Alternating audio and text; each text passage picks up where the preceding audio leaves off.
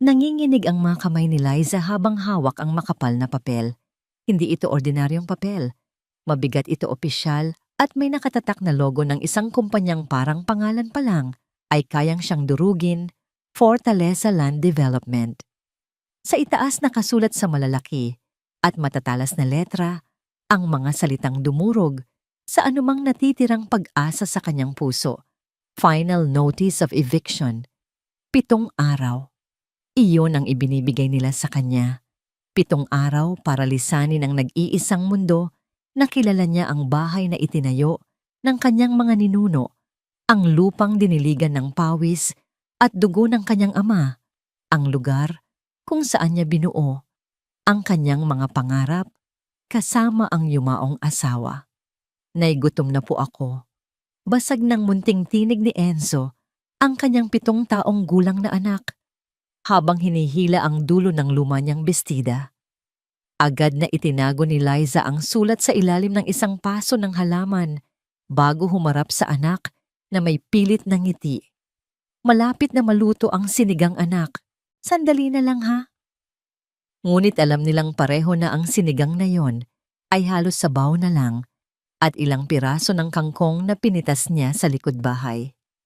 3 buwan na ang nakalipas mula nang mamatay sa isang aksidente sa construction site ang asawa niyang si Joseph at kasama nitong nailibing ang kanilang pinagkakakitaan.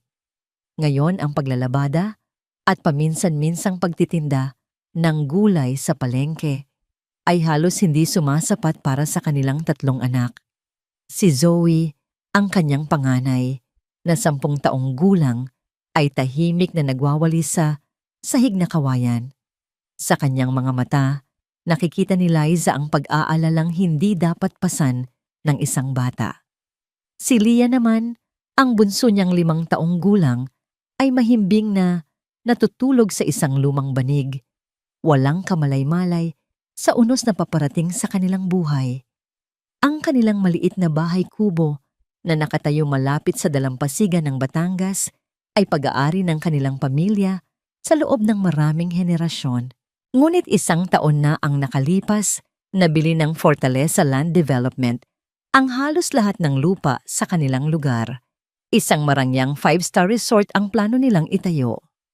Isa-isang umalis ang kanilang mga kapitbahay, tinanggap ang bayad na inalok ng kumpanya. Ngunit para kay Liza ang lupang ito ay higit pa sa pera. Ito ang kanyang kasaysayan. Ito ang huling alaala ng kanyang asawa. Lumabas siya ng bahay huminga ng malalim at tinanaw ang dagat. Ang amoy ng alat ay laging nagbibigay sa kanya ng kapayapaan, ngunit ngayon parang sinasakal siya nito. Nakita niya si Mang Gregorio, ang pinakamatandang mangingisda sa kanilang baryo, na nag-aayos ng kanyang lambat. Liza anak, bati nito may lungkot sa boses. May balita na ba? Itinuro ni Liza ang kanyang bahay gamit ang nguso. Dumating na Tay Greg, ang pinal na sulat, 7 araw. Napabuntong hininga si Mang Gregorio at umiling. Wala tayong laban sa dambuhalang yan anak. Sila ang may pera, sila ang may kapangyarihan. Marami na sa atin ang sumuko. Pero hindi ito basta lupa lang, Tay Greg. Ito ang buhay namin. Giit ni Liza, nangingilid na ang luha. Alam ko. Malumanay na, sabi ng matanda. Ngunit ang tanong, anong ipapakain mo sa mga anak mo kung ipaglalaban mo yan hanggang sa huli? Ang tanong na yon ay parang punyal na sumaksak sa kanyang dibdib. Iyon ang katotohanang gumigising sa kanya tuwing gabi. Bigla isang ugong ang narinig nila mula sa malayo. Isang ugong na hindi pamilyar sa kanilang tahimik na lugar. Habang papalapit ito ay lumalakas. At di nagtagal, isang makinang na itim na SUV ang lumitaw sa baku-bakong daan. Kumikinang ito sa ilalim ng sikat ng araw, isang halimaw na bakal na hindi nababagay sa payak nilang kapaligiran. Huminto ito sa mismong tapat ng bahay ni Liza, nag-iwan ng alikabok sa hangin. Napatayo si Liza habang si Mang Gregorio ay napahawak sa kanyang dibdib. Ang mga anak ni Liza na naglalaro sa labas ay natakot at tumakbo sa likod ng kanyang mga binti. Bumukas ang pinto ng sasakyan. Unang lumabas ang isang pares ng mamahaling sapatos na katad na bahagyang lumubog sa alikabok. Sumunod ang isang lalaking matangkad, nakasuot ng isang kulay abong suit na tila mas mahal pa sa buong bahay niya. Ang buhok niya ay maayos na nakasuklay pa atras at ang kanyang mukha ay tila inukit sa bato, matigas walang emosyon. Ito si Adrian Fortaleza, ang CEO ng kumpanya. Nakita na ni Liza ang litrato niya sa dyaryo, pero sa personal, mas nakakatakot ang kanyang presensya. Hindi niya pinansin ang mga bata o si Mang Gregorio. Ang kanyang mga mata, na kasing lamig ng bakal, ay direktang nakatuon kay Liza. Sabi niya, ang kanyang boses ay malalim at walang anumang bahid ng pakikiramay. I assume you received the final notice. Tumango si Liza, pinipigilan ng sarili na magpakita ng takot. Itinaas niya ang kanyang baba. Nakatanggap ako ng papel. Hindi ng paanyaya para bisitahin mo ang aking tahanan. Isang bahagyang pagtaas ng kilay lang ang isinagot ni Adrian. I am here to ensure that you understand the gravity of the situation.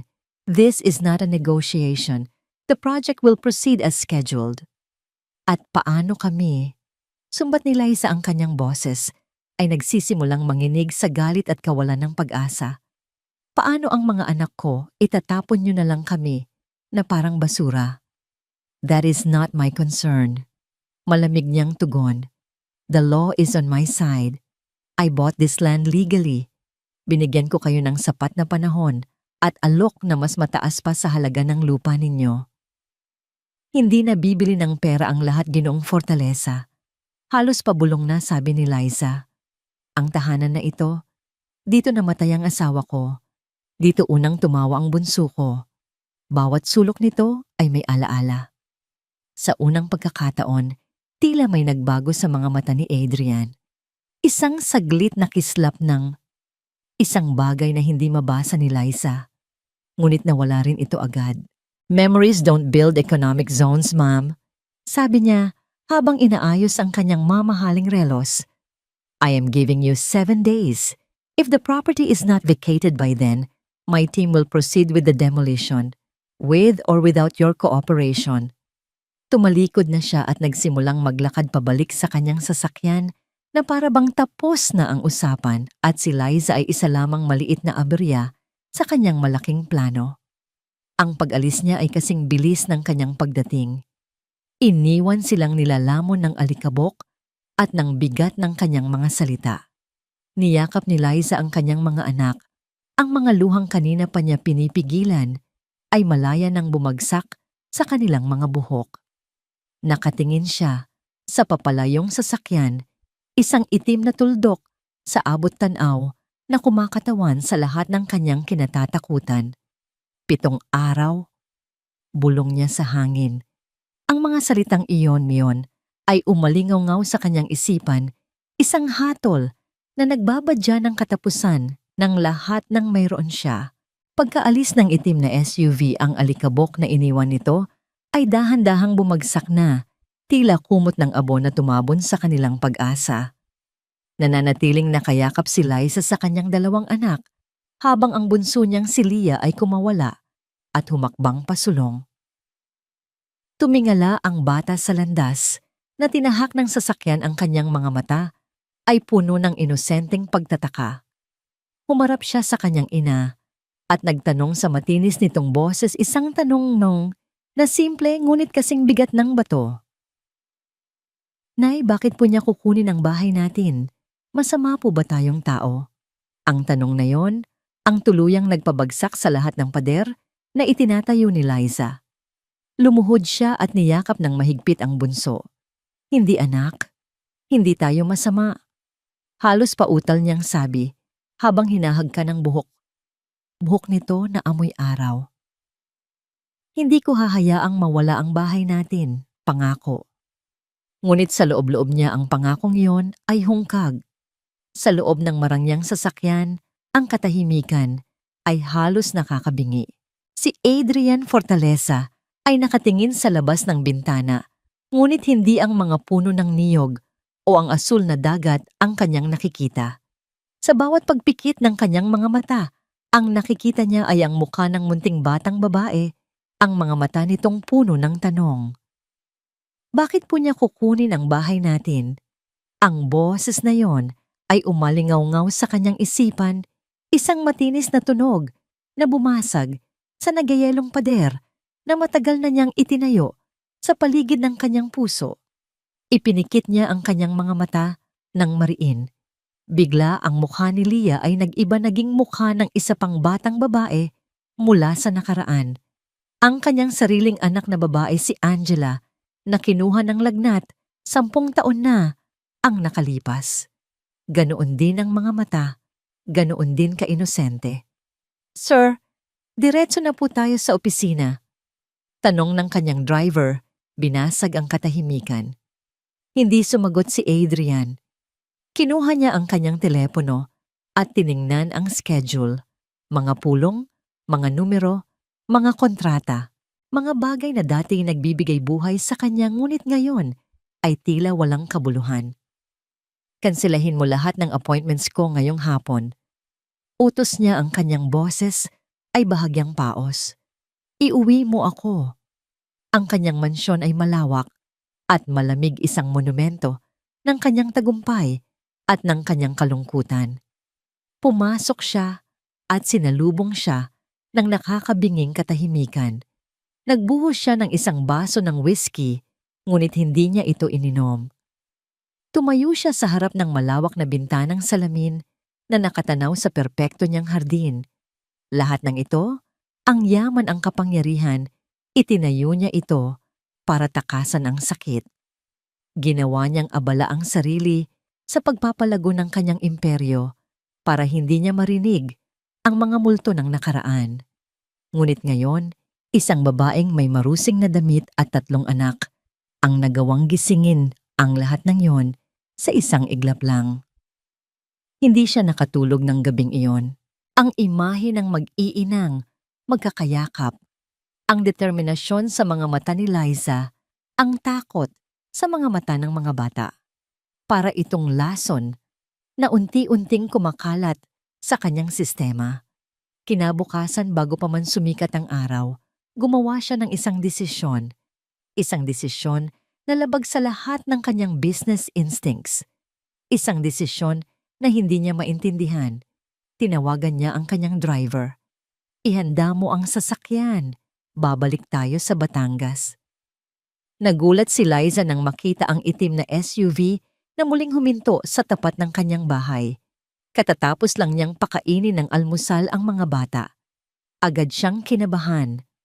Araw pa lang ng Martes. May 5 araw pa siya. Bakit ito bumalik? Bumaba si Adrian mula sa sasakyan. Ngayon, hindi na siya nakasuot. Nakasuot siya ng simpleng itim na polo shirt at slacks. Wala ang aura ng isang CEO na handang manindak. Sa halip, mukha siyang isang taong pagod at maraming iniisip. Ginoong Fortaleza. Simula ni Lisa, ang kanyang boses ay matigas at handa sa anumang banta. Sinabi kong meron pa akong 5 araw. Hindi siya pinansin ni Adrian.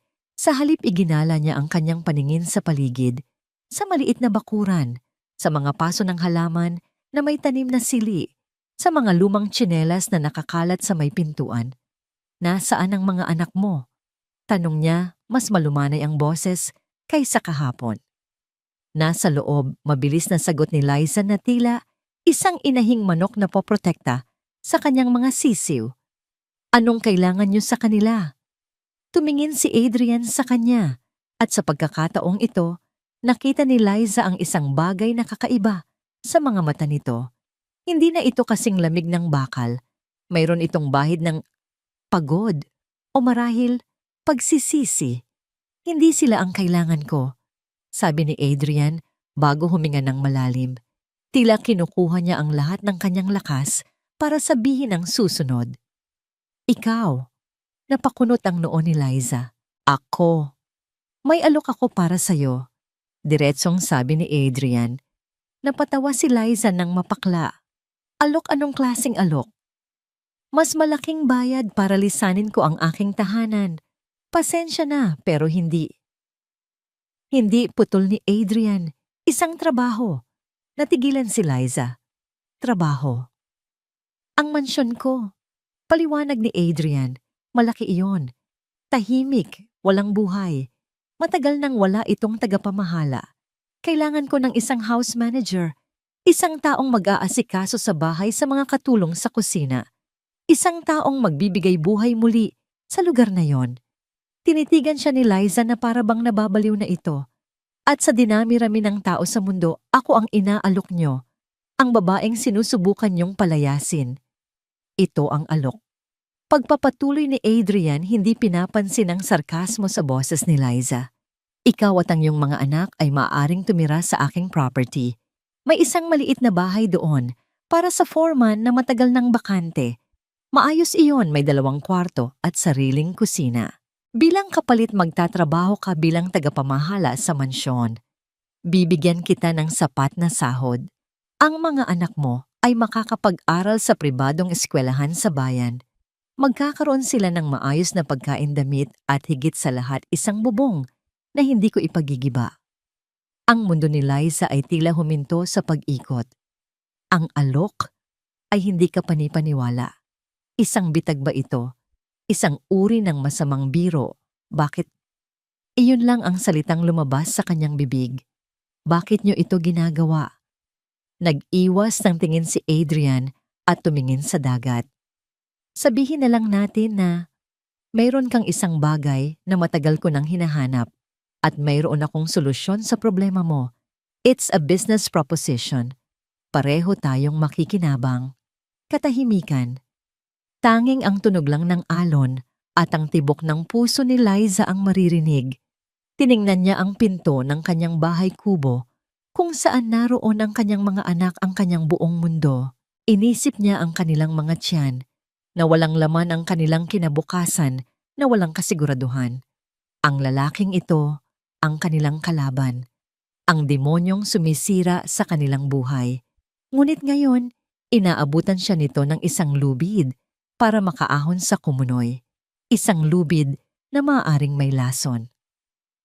Pag-isipan mo, sabi ni Adrian bago tumalikod.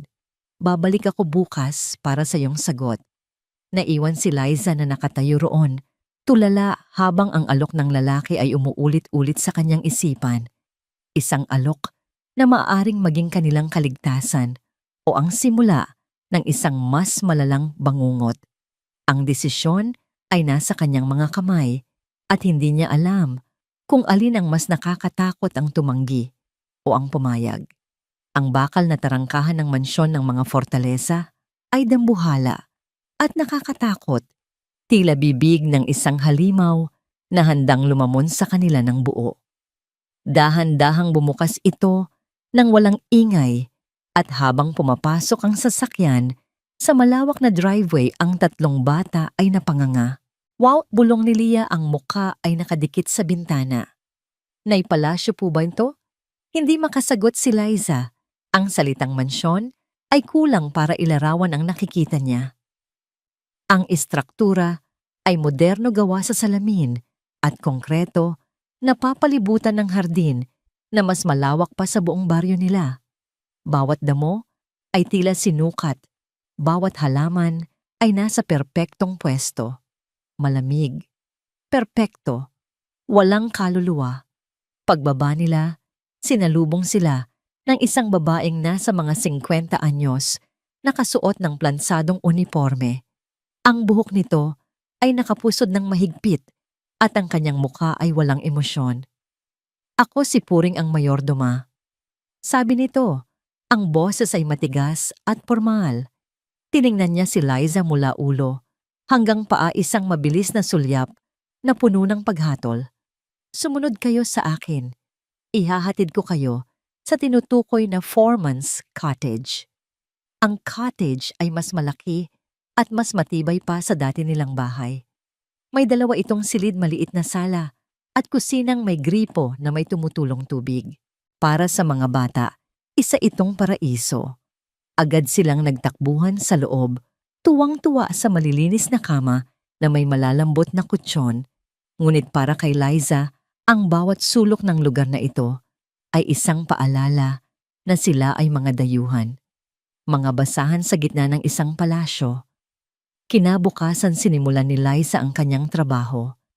Inilibot siya ni Manang Puring sa malawak na mansyon. Ipinapaliwanag ang mga dapat gawin. Ang bawat salita ng matanda ay may kasamang patagong insulto. Dito ang kusina, sabi ni Puring habang binubuksan ang isang pinto, patungo sa isang kusinang kasing laki ng isang restaurant.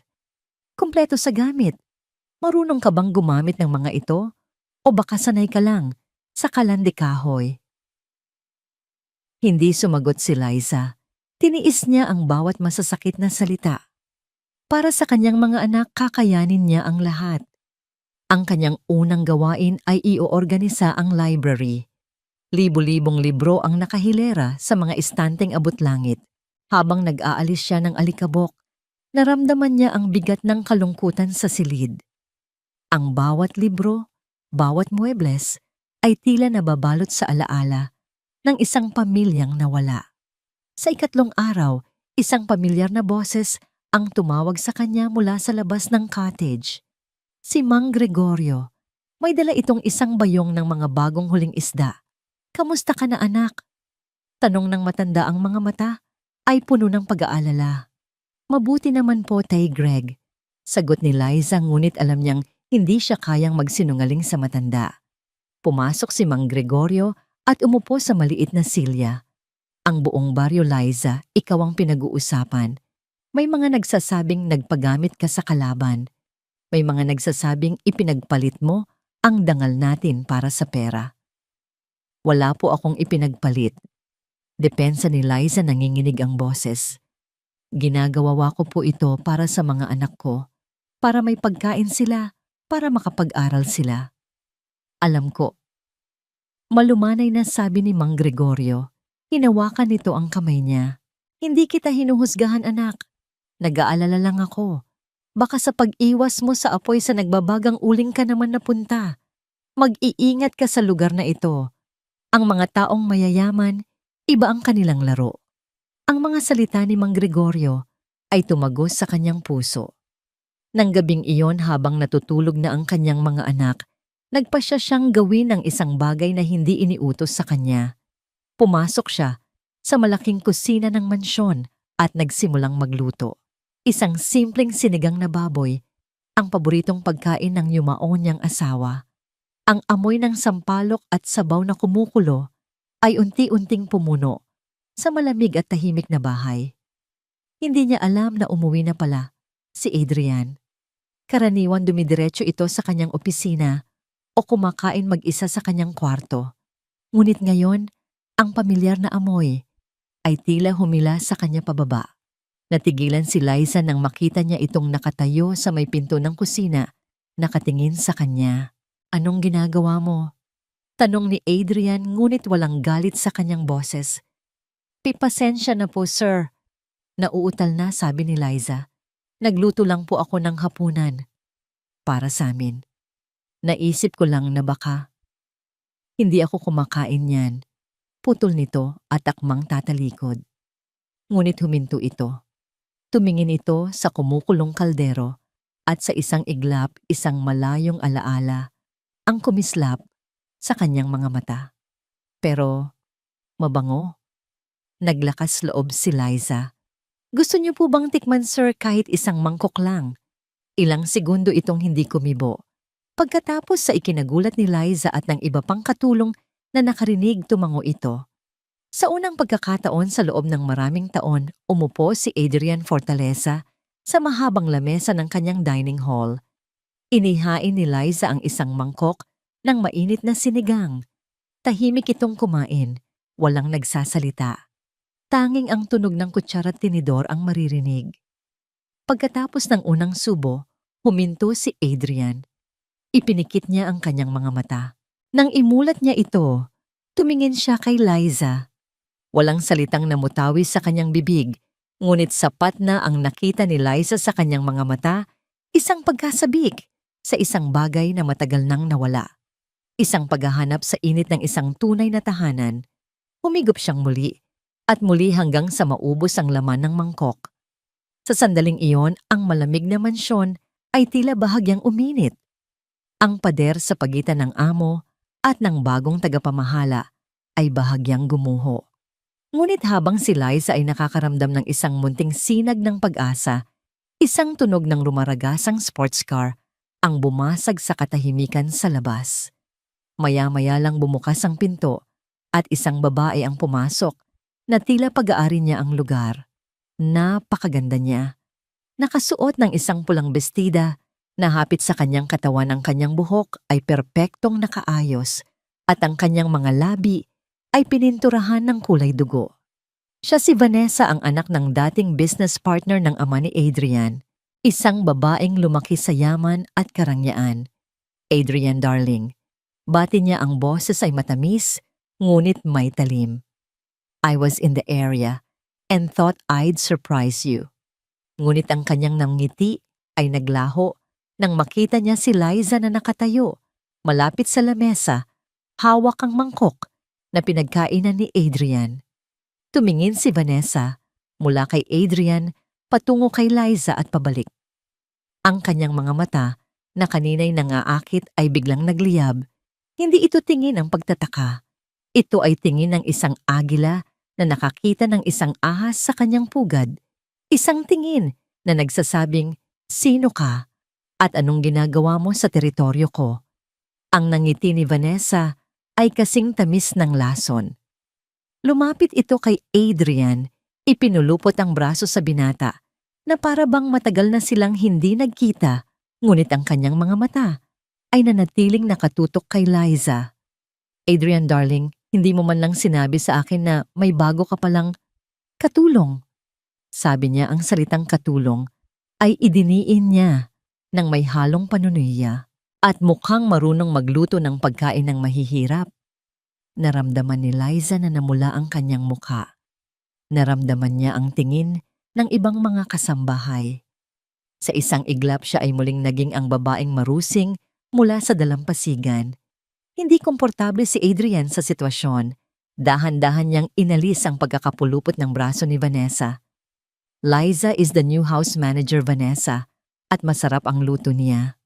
"Oh, house manager," muling sabi ni Vanessa na may pilit na pagkamangha. "How progressive of you, darling. Anyway, since I'm here, can you ask her to get me a glass of your finest red wine?" Bigla akong nauhaw. Ang simpleng utos ay isang patibong. Ipinapakita nito kung sino ang may kapangyarihan.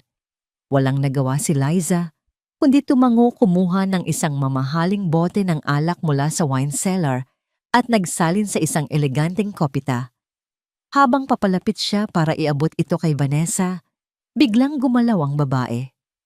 Isang maliit, halos hindi mapapansing hakbang patagilid. "Naku, pasensya na. Ang lampa ko naman." Sigaw ni Vanessa nang aksidenteng mabunggo ang kamay ni Liza. Ang pulang alak ay sumaboy hindi sa sahig, kundi sa puting apron ni Liza. Isang malaking pulang mantsa na parang dugo sa kalinisan. Ang eksena ay nagmistulang isang painting ng kahihiyan. "Oh my goodness, look what I did."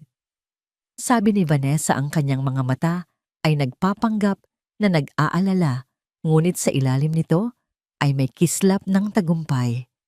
"I'm so sorry. Mabuti na lang at sayo lang natapon at hindi sa mamahalin kong bestida."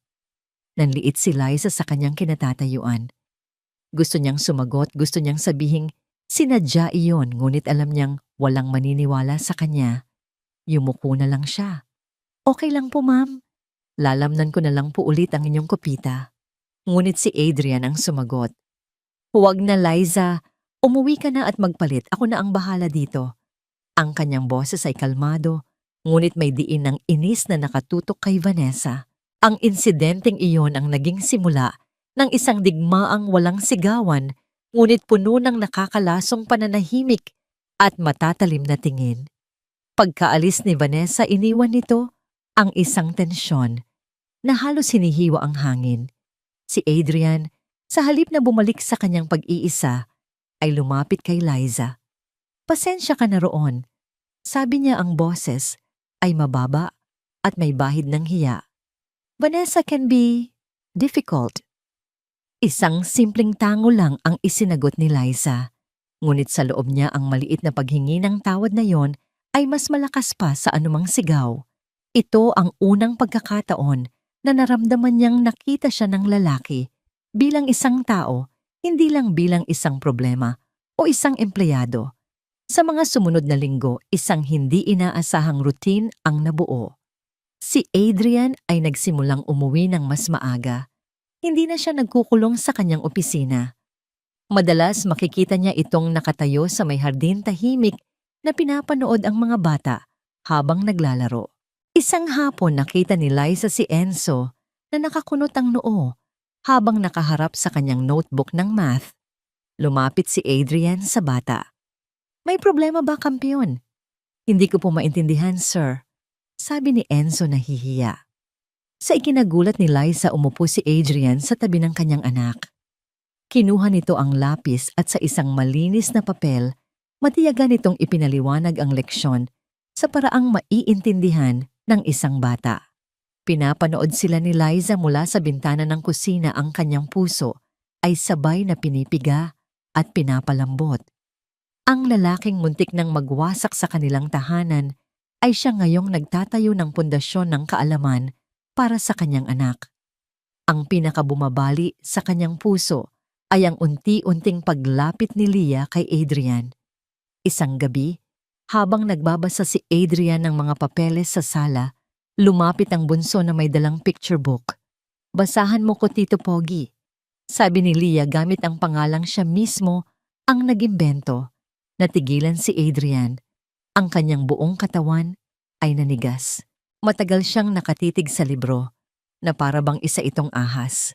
Ngunit nang tumingala siya at makita ang nag-aabang na mga mata ni Leah, isang bagay sa loob niya ang sumuko.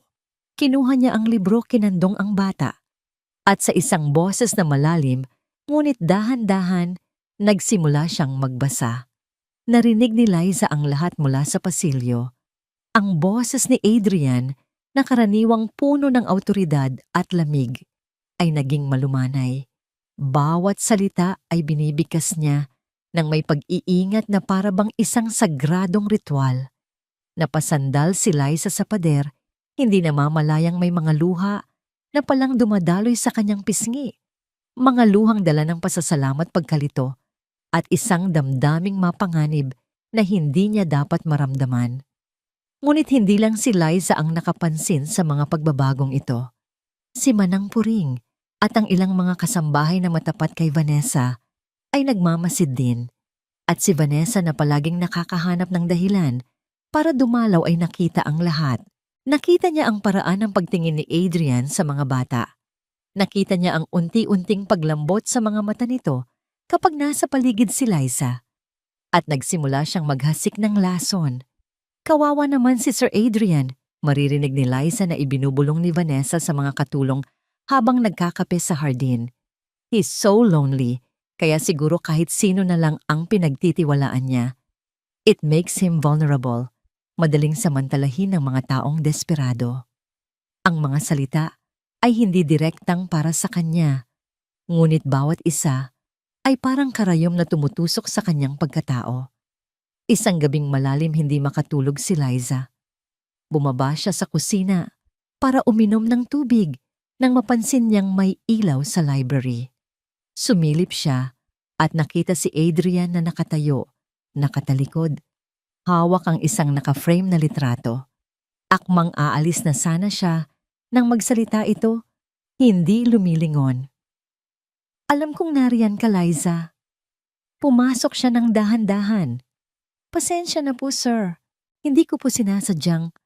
"Halika," sabi nito, ang boses ay malungkot. Humarap ito at ipinakita sa kanya ang litrato. Isang magandang babae at isang munting batang babae, parehong nakangiti. "Ang asawa ko si Isabella at ang anak namin si Angela. Napakaganda po nila," tanging nasabi ni Liza. 10 taon na, bulong ni Adrian na para bang sa sarili lang niya sinasabi. 10 taon na pero parang kahapon lang. 1 linggo lang ang pagitan nila. complications from childbirth para kay Isabella, at isang biglaang lagnat para kay Angela. Sa isang iglap na wala silang pareho. Sa pagkakataong yon, hindi si Adrian Fortaleza, ang makapangyarihang CEO, ang nakikita ni Liza. Ang nakikita niya ay isang lalaking wasak, isang lalaking nalunod sa sarili niyang kalungkutan. Naiintindihan ko po ang sakit, mahinang sabi ni Liza. Ang asawa ko, si Joseph, masaya siyang tao, laging nakangiti. Kahit gaano kahirap ang buhay, lagi niyang sinasabing, kaya natin tumahal. At isang araw, hindi na lang siya bumalik. Tumingin si Adrian sa kanya at sa pagkakataong yun ang pader na yelo sa pagitan nila ay tuluyan ng natunaw. Nakita nila ang isa't isa, dalawang taong pinag-isa ng parehong sugat ng parehong pangungulila. Paano mo nakakayanan? Tanong ni Adrian. Tumingin si Liza sa direksyon ng kanilang cottage. Dahil sa kanila, sila ang dahilan kung bakit kailangan kong bumangon araw-araw. Ang gabing iyon ay nag-iwan ng kakaibang pakiramdam kay Liza, isang koneksyon na hindi niya inaasahan. Kinabukasan gumaan ang kanyang pakiramdam. Ngunit hindi niya alam, ang laso na ikinalat ni Vanessa ay nagsimula ng kumilos. Hapon na nang umuwi si Zoe mula sa eskwela. Karaniwan masaya itong magkukwento tungkol sa kanyang araw. Ngunit ngayon, tahimik itong pumasok sa cottage, namumula ang mga mata. Anak, anong problema? Nag-aalalang tanong ni Liza. Hindi sumagot si Zoe. Niyakap lang nito ang kanyang ina ng mahigpit at nagsimulang humagulgol. Zoe, anak, sabihin mo kay nanay. May nanakit ba sa'yo? Umiling si Zoe, ang muka ay nakasubsob sa balikat ni Liza. Sa gitna ng kanyang mga hikbi, lumabas ang mga salitang dumurog sa puso ng ina. Sabi po nila sa school, sabi po nila, katulong lang daw kita na nilalandi ang amo para magkapera. Ang mga salita ni Zoe ay parang asido na tumunaw sa puso ni Liza. Ang bawat hikbi ng kanyang anak ay isang sampal sa kanyang mukha, isang paalala sa kahihiyang ipinapataw sa kanila ng mundo. Niyakap niya ng mahigpit ang bata, hinahayaan itong umiyak hanggang sa mapagod, habang sa loob niya isang bagyo ng galit at sakit ang namumuo. Galit sa mga taong mapanghusga, galit kay Vanessa, galit sa kanyang sarili dahil hinayaan niyang mapunta ang kanyang pamilya sa ganitong sitwasyon. Hindi pa natatagalan, naririnig nila ang pagdating ng sasakyan ni Adrian. Nakaugalian na nitong dumaan muna sa cottage para kumustahin ang mga bata bago umakyat sa mansyon. Nakita niya agad ang namumugtong mga mata ni Zoe at ang madilim na anyo ni Liza. Anong nangyari? Tanong niya. Ang kanyang boses ay agad na nag-iba, naging seryoso at puno ng pag-aalala. Nag-atubili si Liza na sabihin ang totoo. Ayaw niyang maging dahilan ng gulo. Ngunit nang makita niya ang patuloy na pag-agos ng luha sa mga mata ng kanyang anak, nawala ang lahat ng kanyang pag-aalinlangan. Tinukso siya sa eskwelahan. Sabi ni Liza, ang boses ay nanginginig ngunit matatag. Sinabihan siya ng mga kaklase niya na ang ina niya ay isang malandi. Isang nakakabinging katahimikan ang bumalot sa silid. Ang mukha ni Adrian ay dahan-dahang nag-iba. Ang pag-aalala ay napalitan ng isang malamig at nakakatakot na galit. Ang kanyang mga panga ay nagtiim at ang kanyang mga mata na sa mga nakaraang linggo ay lumambot ay muling naging kasing talim ng bakal. Sino ang nagsabi? Mariin niyang tanong. Hindi na mahalaga kung sino, sabi ni Liza. Ang mahalaga ay ang epekto sa anak ko. Mahalaga kung sino, giit ni Adrian bago tumalikod at naglakad palabas. Ako na ang bahala rito. Kinabukasan, isang bagay na hindi inaasahan ang nangyari. Dumating si Adrian sa pribadong paaralan sakay ng kanyang itim na SUV. Naglakad siya papasok sa opisina ng prinsipal na may awtoridad na hindi matatawaran. Walang nakakaalam kung ano ang eksaktong pinag-usapan nila. Ang tanging narinig ng mga guro ay ang kalmado ngunit may diin na boses ni Adrian na nagsasabing, "Hindi ko papayagan na ang paaralang ito ay maging lugar ng bullying at paninirang puri, lalo na kung ang sangkot ay pamilya ng isang taong nasa ilalim ng aking proteksyon." Nang hapong iyon, isang formal na paghingi ng tawad ang ginawa ng mga batang nanukso kay Zoe sa harap ng kanilang klase at ng kanilang mga magulang. Ang balita ay kumalat na parang apoy. Si Adrian Fortaleza, ang taong kinatatakutan ng lahat, ay personal na ipinagtanggol ang anak ng kanyang house manager. Ang kilos na yon ay isang deklarasyon. Para kay Liza ito ay isang nakakalito, ngunit hindi maikakailangang pagpapakita ng malasakit. Para kay Vanessa, ito ay isang direktang sampal sa kanyang mukha. Naintindihan niyang hindi na ito simpleng pagtulong lang. May mas malalim nang nangyayari.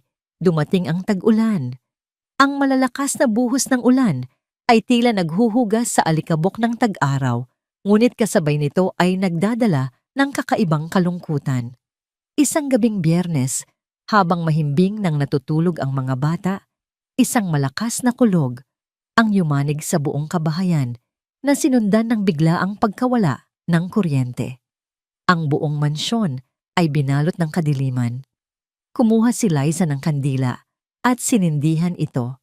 Habang tinitingnan niya ang apoy, naalala niya ang mga gabing ganito kasama si Joseph kung kailan sila ay magkukwentuhan lang sa ilalim ng liwanag ng gasera. Isang pamilyar na kirot ang gumuhit sa kanyang puso. Biglang bumukas ang pinto ng cottage. Si Adrian, basa ang kanyang buhok at damit. "Liza, okay lang kayo?" "Okay lang kami, sir. Sanay kami sa ganito." "Huwag mo na akong tawaging sir." Sabi nito, ang boses ay bahagyang iba sa dilim. "Adrian," tumango lang si Liza.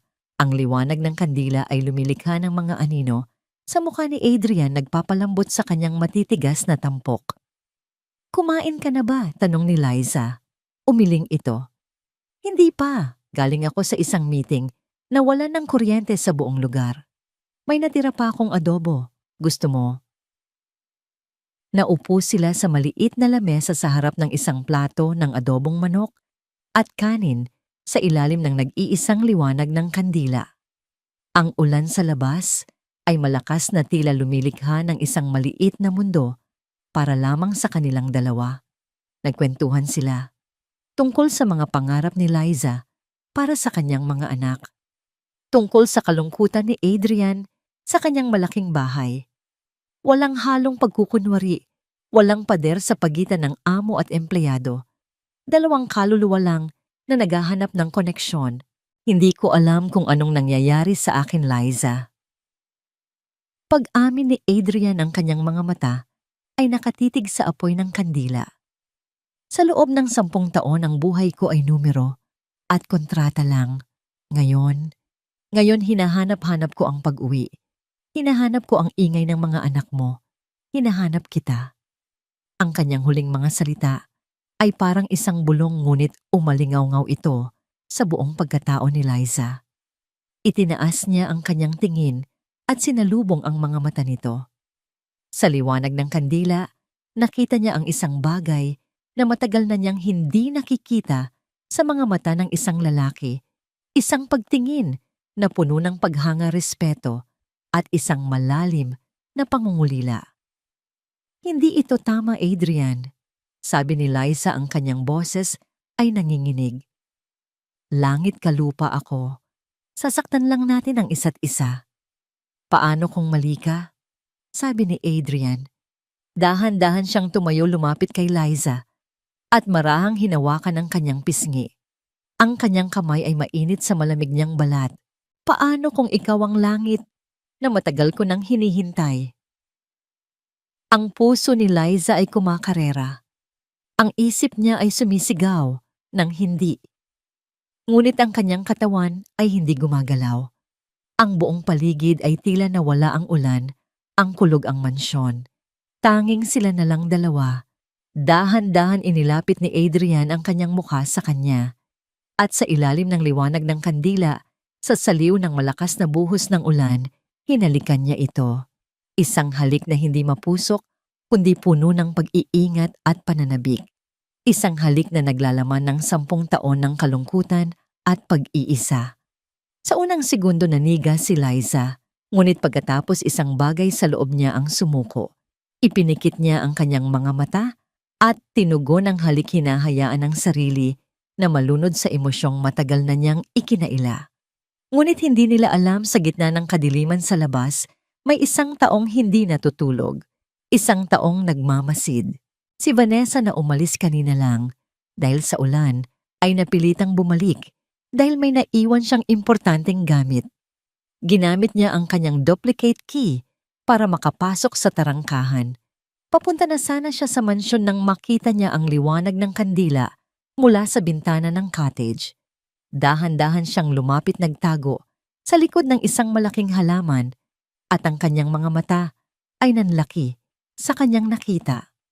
Ang eksena sa harap niya ay parang isang eksena mula sa isang pelikula, ang dalawang anino na nagiging isa sa liwanag ng kandila. Mabilis niyang kinuha ang kanyang cellphone, itinaas ito nag-focus at sa eksaktong sandali na ang kanilang mga labi ay magkadikit, isang halos walang ingay na click ang narinig. Mayroon na siyang ebidensya. Isang litratong kayang sumira, hindi lang sa isang hamak na house manager, kundi pati na rin sa lalaking naglakas loob na ipagkait sa kanya ang inaakala niyang sa kanya dapat.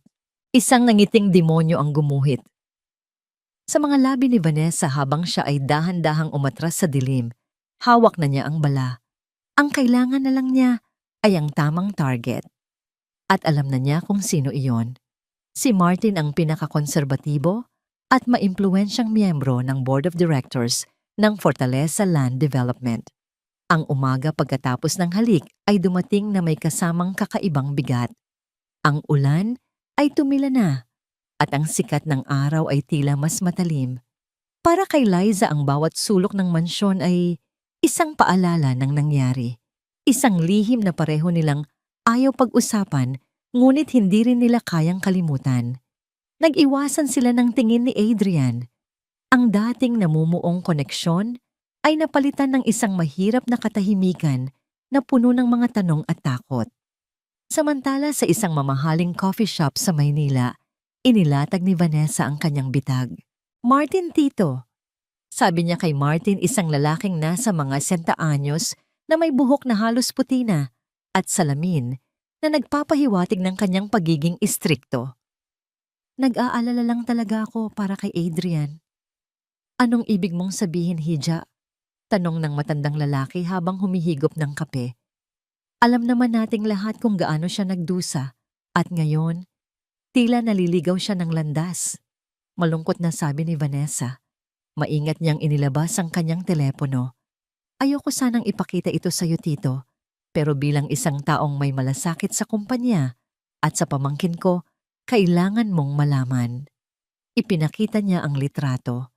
Malabo ito kuha mula sa malayo, ngunit ang mensahe ay malinaw. Ang anino ni Adrian at ng isang babae. Magkalapat ang mga labi sa liwanag ng kandila. Napaubos si Martin. Muntik na niyang maibuga ang kanyang kape. Sino?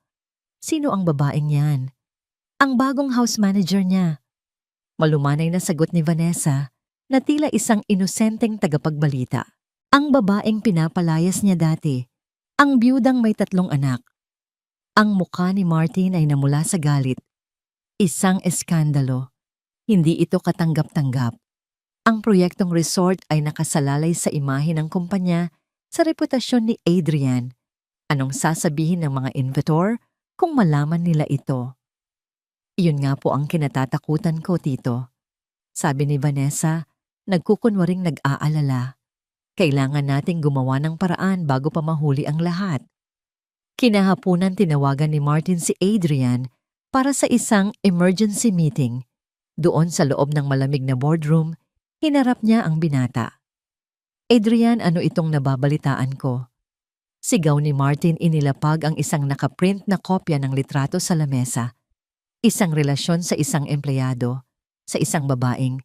Hindi natin kalibel pinapahamak mo ang pangalan ng pamilya at ang kinabukasan ng kumpanya.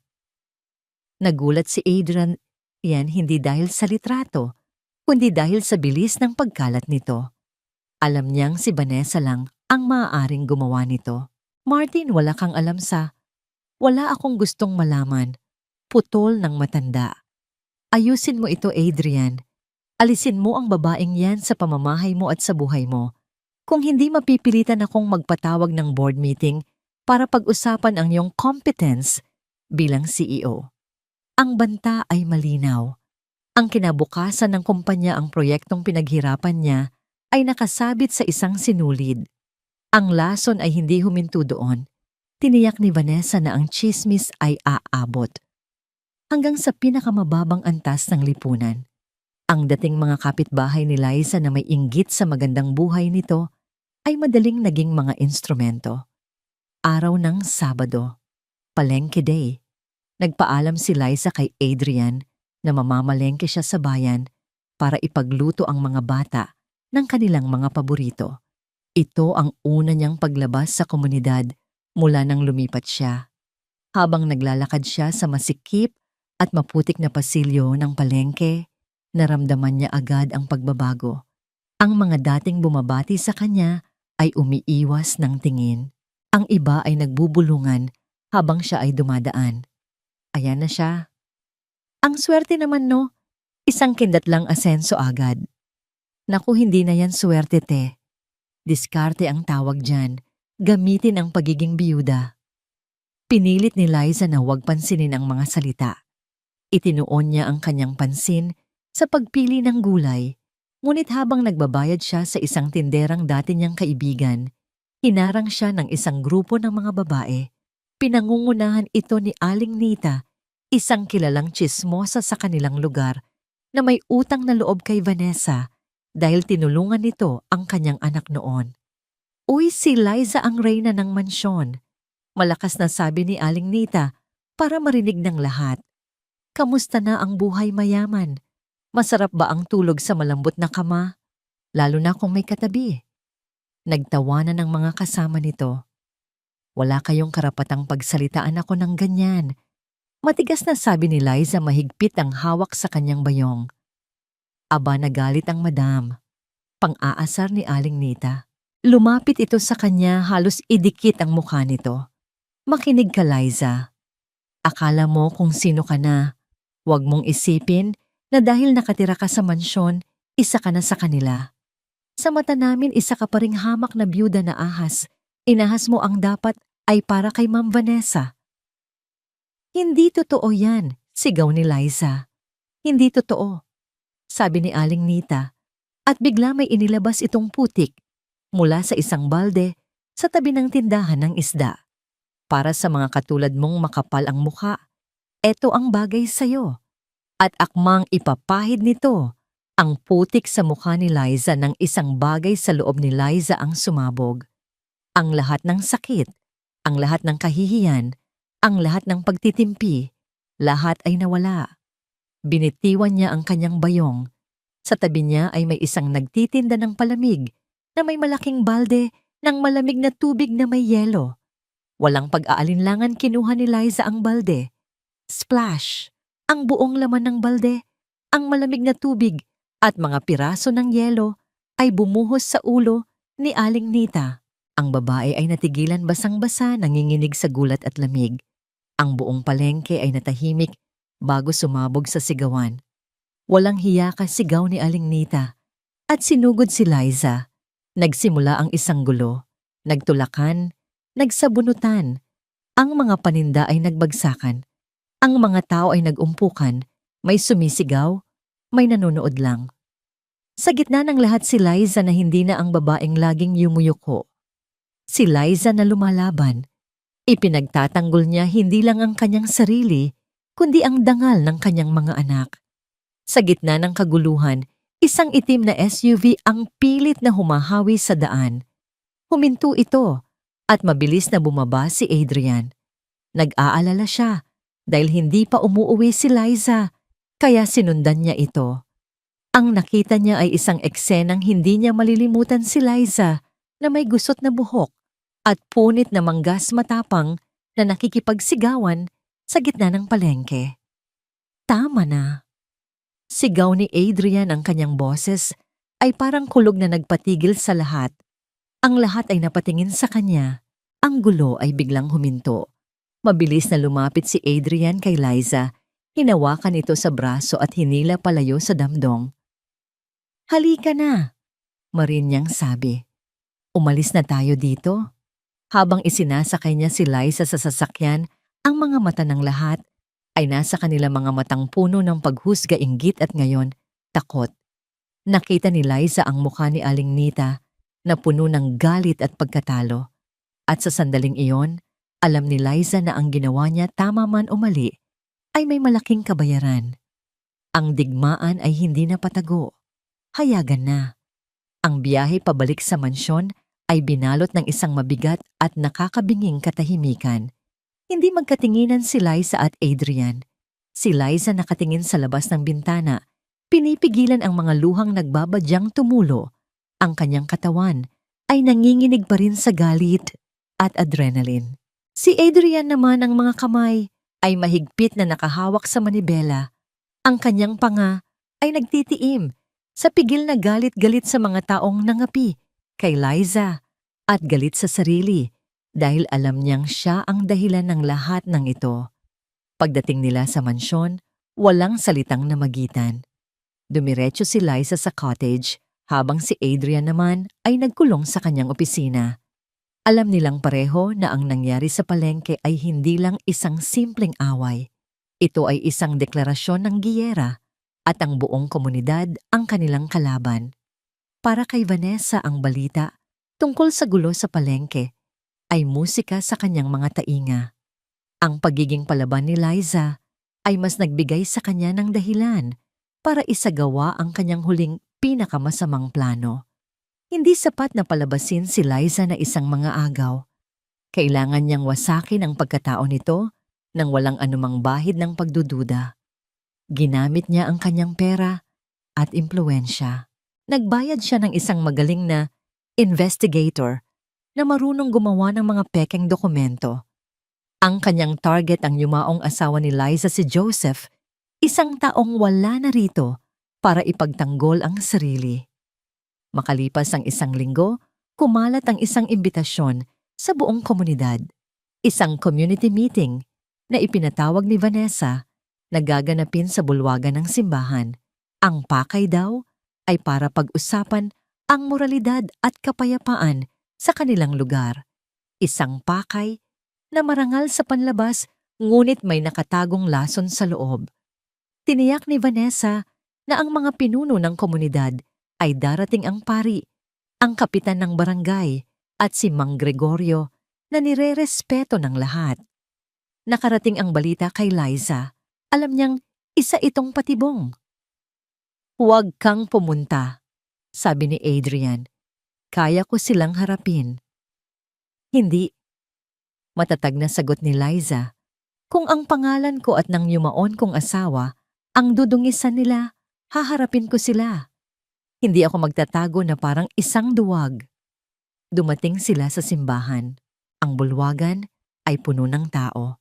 Ang mga bulungan ay huminto nang pumasok si Liza at Adrian. Lahat ng mata ay nakatutok sa kanila, puno ng pag-uusisa at paghusga. Umupo sila sa likuran, ngunit alam nilang sila ang sentro ng atensyon. Tumayo si Vanessa sa harapan, ang kanyang mukha ay puno ng pekeng kabanalan at pag-aalala.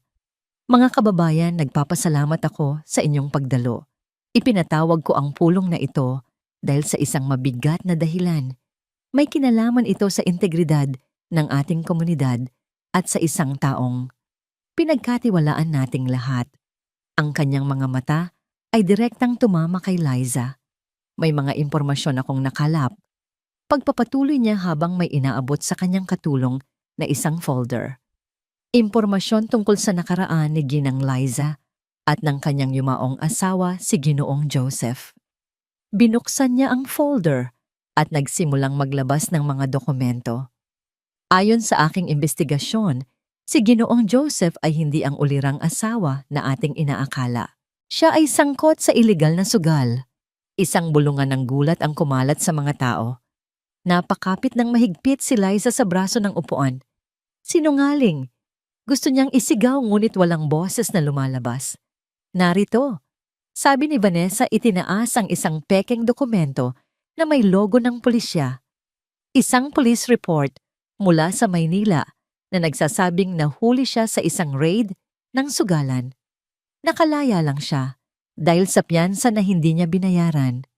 At hindi lang yan, dagdag pa niya naglabas ng isa pang papel. Ito ay isang kasunduan sa pautang mula sa isang kilalang loan shark. Isang malaking halaga na inutang niya para sa kanyang bisyo. Isang utang na hanggang ngayon ay hindi pa nababayaran. Bawat dokumento ay isang punyal na sumasaksak sa puso ni Liza. Alam niyang lahat ng yun ay kasinungalingan. Si Joseph ay nagkaroon ng maliliit na utang para sa gamot ng kanilang anak, oo ngunit sugal loan shark, hindi kailanman. Tumingin si Liza kay Mang Gregorio. Nakita niya ang pagkalito at pagdududa sa mga mata ng matanda. Kahit ang taong pinagkakatiwalaan niya ay nagsisimula ng maniwala. At ang pinakamasakit sa lahat, sabi ni Vanessa, ang kanyang boses ay puno ng dramatikong awa. Bago siya namatay, meron siyang nakuhang life insurance at ang tanging beneficiary ay ang kanyang asawang si Liza. Ang implikasyon ay malinaw at nakakakilabot. Ang lahat ng ito ay kasinungalingan. Sa wakas ay sigaw ni Adrian tumayo mula sa kanyang upuan. Ito ay paninirang puri. Talaga ba, Adrian? Kalmadong tanong ni Vanessa. O baka naman nabulag ka lang? Hindi mo ba nakikita ang babaeng ito? Marahil hindi na natin dapat pagtakhan kung bakit ganoon na lang ang paglapit niya sa'yo. Desperado siyang makahanap ng bagong sponsor. Ang mga salita ay tumama kay Liza na parang isang malakas na sampal. Tumingin siya sa paligid. Ang kanyang mga dating kaibigan, ang kanyang mga kapitbahay, lahat sila ay nakatingin sa kanya na may halong pagkamuhi at pandidiri. Kahit hindi totoo ang mga paratang, ang duda ay naitanim na. Ang kanyang pangalan at ang alaala ng kanyang asawa ay nawasak sa harap ng buong komunidad.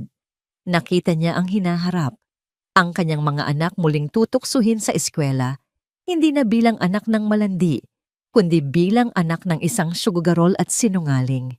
Nakita niya si Adrian, ang kanyang pangalan ay madudungisan, ang kanyang kumpanya ay maaapektuhan.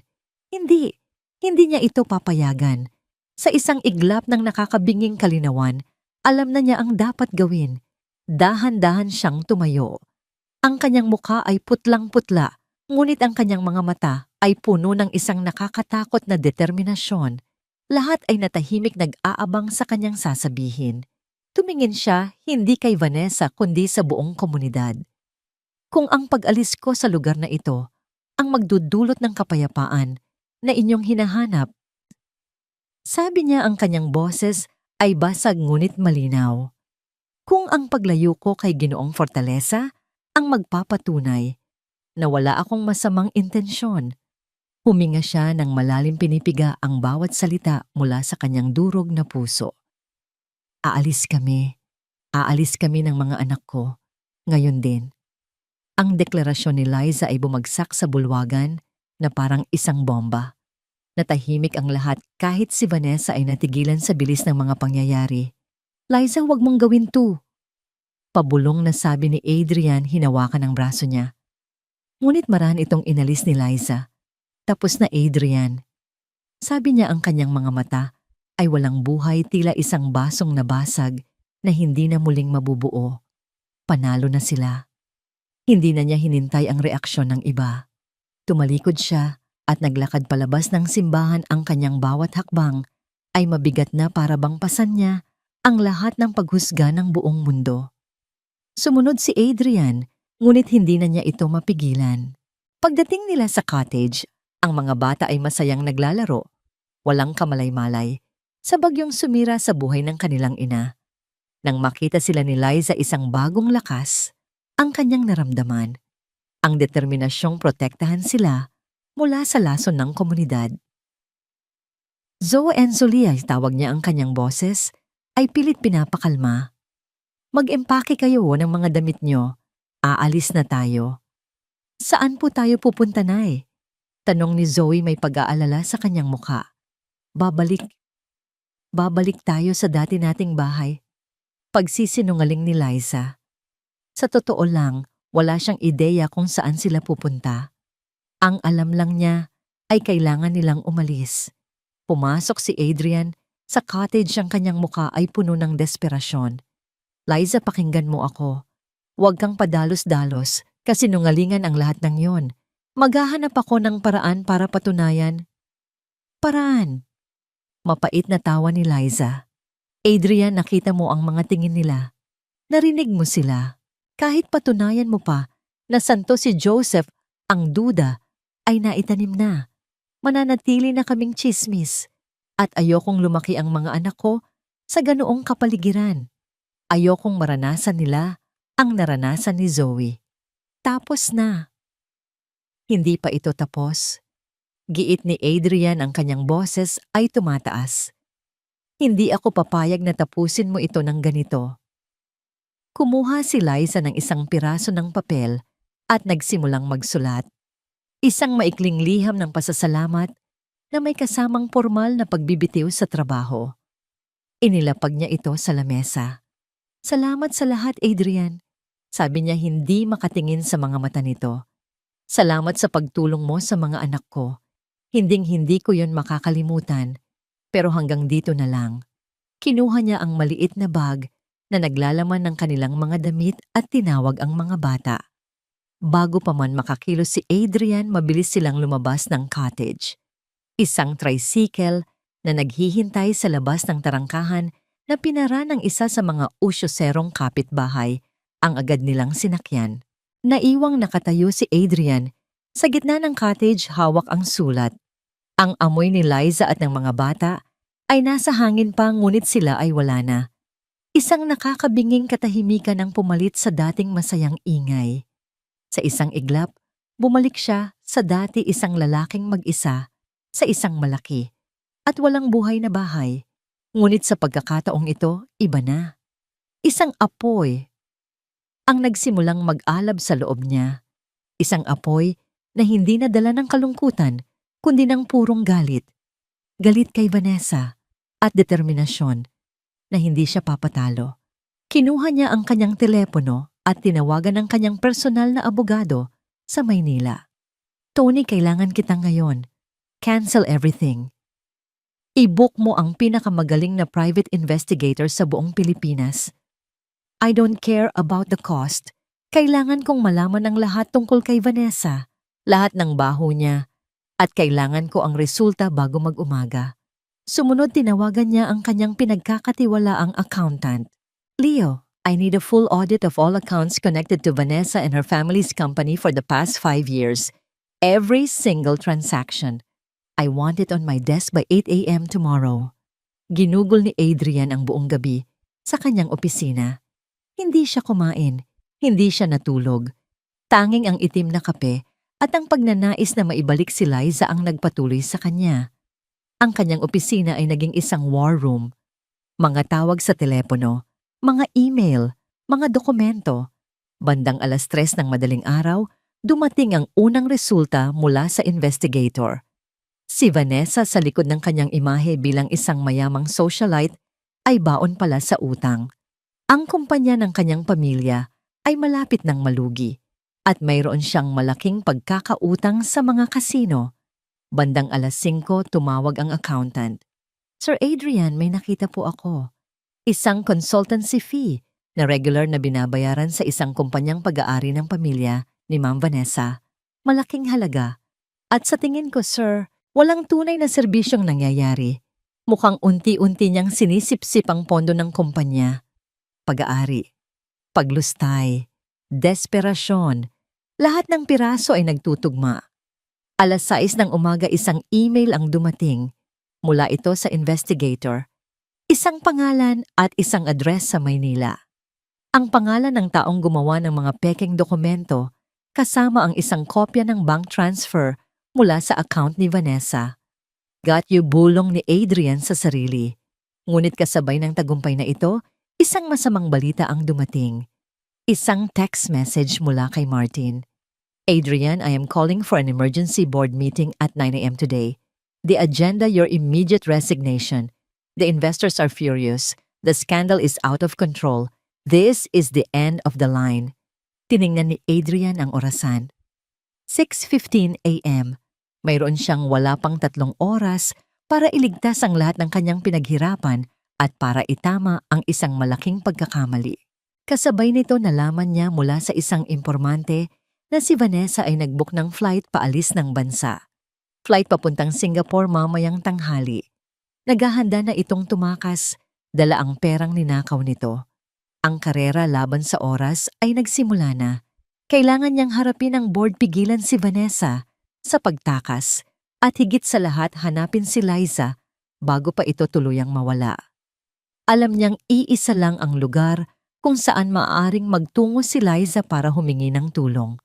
Ang lugar kung saan nandoon ang tanging taong maaaring nakakaintindi pa sa kanya.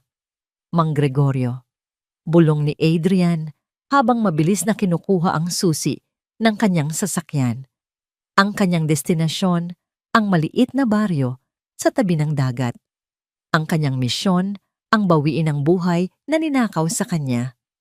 Ang itim na SUV ni Adrian ay humarurot sa bakubakong daan patungo sa baryo na para bang isang itim na bala na hinahabol ang liwanag ng sumisikat na araw.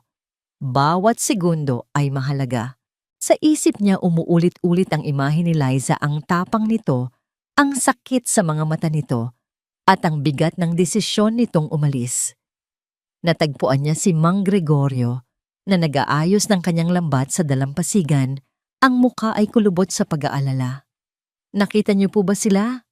Tanong ni Adrian, halos habol ng hininga pagbaba ng sasakyan. Tumingin sa kanya ang matanda, may awa sa mga mata. Oo, iho. Dito sila dumiretso kagabi. Umiiyak ang mga bata. Wasak na wasak si Liza. Itinuro nito ang isang maliit na kubo na halos natatabunan na ng mga talahib. Pansamantala ko silang pinatuloy dyan. Pero kaninang madaling araw umalis din sila. May dumaang bus papuntang Maynila. Ayaw na raw niyang maging pabigat pa sa akin. Saan sa Maynila? Mabilis na tanong ni Adrian. Umiling si Mang Gregorio. Hindi niya sinabi. Ang sabi lang niya, magsisimula siyang muli sa lugar na walang nakakakilala sa kanya. Iho, anuman ang namamagitan sa inyo. Totoo ba ang mga paratang laban sa kanya? Tinitigan ni Adrian ang matanda, ang kanyang mga mata ay nag-aalab. Lahat po iyon ay kasinungalingan. Isang masamang bitag. At ngayon, papunta ako sa Maynila para patunayan yan. Kung ganoon, sabi ni Mang Gregorio, tumayo ito ng tuwid, sasama ako sayo. Hindi ko hahayaang mag-isa si Liza sa laban na ito. Ako ang kumumbinsi sa kanyang pagtiwalaan ka. Pananagutan ko ito. Samantala, sa ika-40 palapag ng Fortaleza Tower sa Makati, nagsisimula na ang emergency board meeting. Ang hangin sa loob ng boardroom ay malamig at mabigat. Si Martin ang nangunguna sa pulong, ang kanyang mukha ay matigas na parang bato. Si Vanessa nakaupo sa isang tabi bilang concerned party ay nagtataglay ng isang mahinhin ngunit matagumpay ng ngiti. Alam niyang panalo na siya. As you all know, simula ni Martin, we are here to discuss a grave matter. Ang iskandalong kinasasangkutan ng ating CEO si G. Adrian Fortaleza ay nagdulot ng malaking pinsala sa reputasyon ng ating kumpanya. Our stocks are projected to drop. Ang tiwala ng mga investor ay nawawala. Where is Adrian? Tanong ng isang board member. He should be here to defend himself. Hindi na niya kailangang dumating. Sagot ni Vanessa, ang boses ay puno ng pekeng lungkot.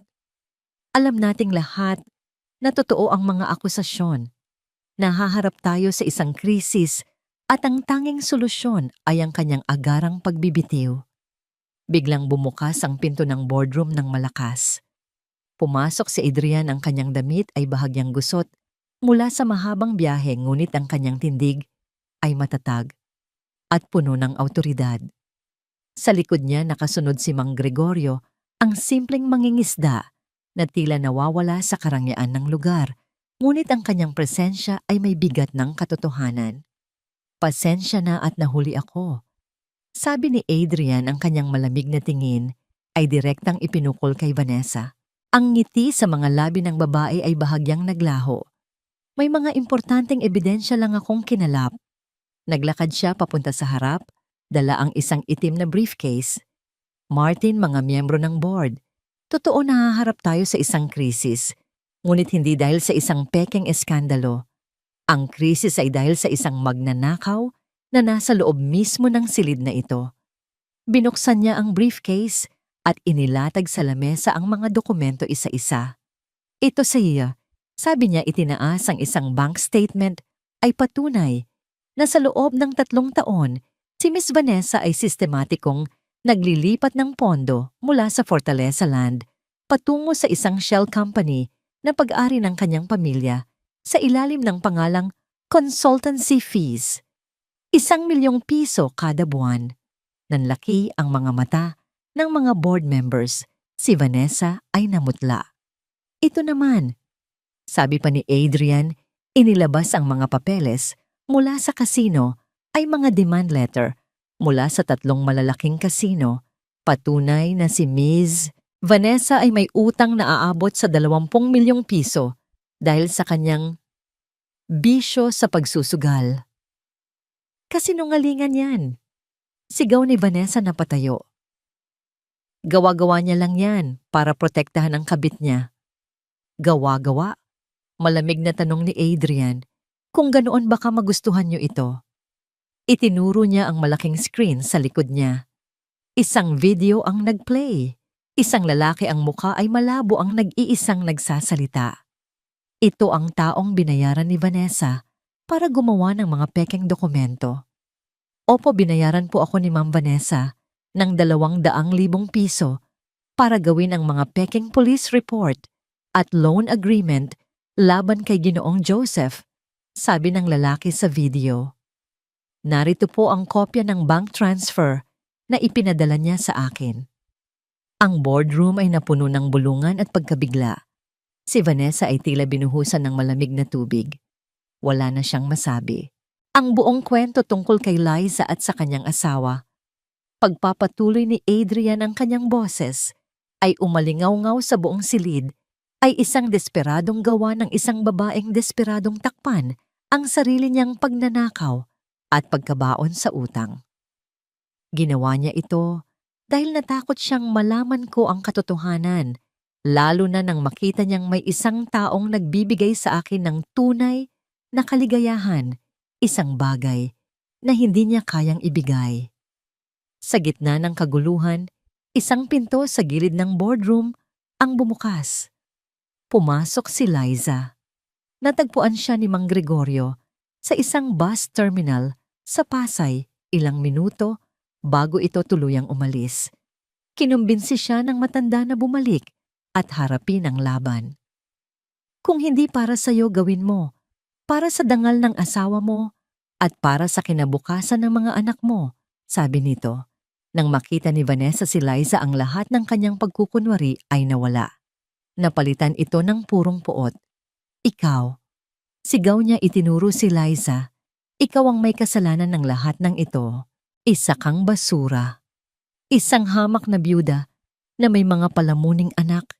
Hindi ka nababagay dito."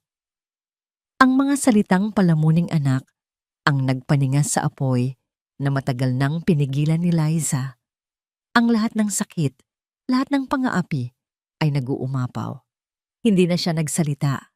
Naglakad siya ng diretso patungo kay Vanessa. Ang bawat hakbang niya ay matatag. Ang kanyang mga mata ay nag-aapoy. At sa harap ng buong board of directors, sa harap ng mga taong humusga sa kanya, pak! Isang malutong at malakas na sampal ang dumapo sa pisngi ni Vanessa. Ang tunog ay umalingaw-ngaw sa tahimik na silid. Napahawak si Vanessa sa kanyang namumulang pisngi, hindi makapaniwala sa nangyari. Sa parehong sandali, bumukas ang pangunahing pinto at pumasok ang dalawang unipormadong pulis. Vanessa ay kalmadong sabi ni Adrian, "You are under arrest for fraud, theft, and defamation." Nagsimulang magwala si Vanessa habang kinukuha siya ng mga pulis. "Hindi pa tayo tapos, Adrian, magsisisi ka. Magsisisi kayong lahat." Ngunit walang nakinig. Ang kanyang mga sigaw ay nawala habang isinasara ang pinto. Nang tumahimik na ang lahat ang mga mata, ay muling napunta kay Liza at Adrian. Si Martin ay lumapit sa kanila, ang mukha ay puno ng hiya. "Adrian, Liza, patawarin niyo ako." Ngunit hindi siya pinansin ni Adrian. Tumingin lang ito kay Liza, ang babaeng nagtiis, lumaban, at nanatili sa kabila ng lahat. At sa harap ng buong board of directors, sa harap ni Mang Gregorio, sa harap ng lahat ng saksi sa kanilang paghihirap, dahan-dahang lumuhod si Adrian Fortaleza sa isang tuhod. Kinuha niya ang kamay ni Liza. "Liza," sabi niya, ang kanyang boses ay nanginginig sa emosyon. "Patawarin mo ako sa lahat ng sakit na idinulot ko. Patawarin mo ako dahil hindi kita naipagtanggol agad. Sa harap nilang lahat, gusto kong malaman mo. Mahal kita. Mahal na mahal kita higit pa sa kumpanyang ito, higit pa sa anumang yaman. Liza, pakasalan mo ako." Ang tanong ni Adrian ay nanatiling nakabitin sa hangin ng boardroom, mas mabigat at mas makabuluhan kaysa sa anumang corporate decision na nagawa na sa silid na yon. Ang mga luha ay malayang dumaloy sa mga pisngi ni Liza, mga luha, hindi na ng sakit, kundi ng pagkabigla, ginhawa at isang pag-ibig na akala niya ay imposible. Tumingin siya sa paligid, sa mga mukha ng mga miyembro ng board na ngayoy puno ng paghanga. Kay Mang Gregorio, na tahimik na tumatango, may ngiti sa mga labi. At kay Adrian, ang makapangyarihang lalaki na ngayon ay nakaluhod sa kanyang harapan, inialay ang buong mundo nito. Hindi siya nagsalita. Dahan-dahan tumango siya. Isang tango na sumagot sa lahat ng tanong na naghilom sa lahat ng sugat. Isang palakpakan ang nagsimula, pinangunahan ni Martin at sinundan ng buong silid. Sa gitna ng lahat, isinuot ni Adrian ang isang singsing, hindi pa niya ito nabibili. Kaya't ang pansamantalang singsing ay isang simpleng rubber band na kinuha niya mula sa isang tumpok ng dokumento at hinalikan si Liza, isang halik na nagsasara sa kabanata ng kanilang pagdurusa at nagbubukas ng bago. Ang kanilang kasal ay hindi ginanap sa isang malaking katedral sa Maynila. Sa halip, idinaos ito sa maliit na simbahan sa bayan kung saan minsan ay hinusgahan si Liza. Ito ang kanyang hiling, isang paraan para ipakita sa lahat na ang katotohanan at pag-ibig ay laging nananaig. Ang simbahan ay puno, hindi lang ng mga mayayamang kaibigan ni Adrian, kundi pati na rin ng mga simpleng mangingisda at magsasaka mula sa baryo ni Liza. Si Mang Gregorio ang naghatid sa kanya sa altar. Ang kanyang mga anak, si Zoe, Enzo at Leah, ang nagsilbing flower girls at ring bearer. Ang kanilang mga mukha ay nagliliwanag sa kaligayahan. Nang maglakad si Liza sa aisle, suot ang isang simpleng puting bestida. Ang lahat ng mga matang dati puno ng paghusga ay napalitan ng respeto. Nakita nila, hindi ang biyudang mga agaw, kundi isang babaeng may hindi matatawarang lakas at dignidad. Sa ilalim ng araw ng Batangas, sa harap ng Diyos at ng kanilang komunidad, ipinangako ni na Adrian at Liza ang kanilang buhay sa isa't isa. Makalipas ang isang taon, ang malawak at dating malamig na mansyon ng mga Fortaleza ay nagbago na. Ang mga pader ay napinturahan ng mas masayang kulay. Ang mga bintana ay laging bukas, hinahayaang pumasok ang sinag ng araw at ang amoy ng dagat. Ang hardin ay hindi na lang perpektong mga halaman. Mayroon na itong duyan, isang maliit na tree house at mga laruang nakakalat sa damuhan. Ito ay naging isang tahanan. Si Liza hindi na ang house manager, kundi ang ginang fortaleza ay naging ilaw ng tahanang iyon. Ngunit hindi niya kinalimutan ang kanyang pinanggalingan. Sa tulong ni Adrian, nagtayo siya ng isang foundation para tulungan ang mga pamilya ng mga mangingisda sa kanilang baryo. Nagkaroon ng mga scholarship program para sa mga bata at mga proyektong pangkabuhayan para sa mga biyudang tulad niya. Ang pinakamalaking pagbabago ay nangyari sa plano ng Fortaleza Land.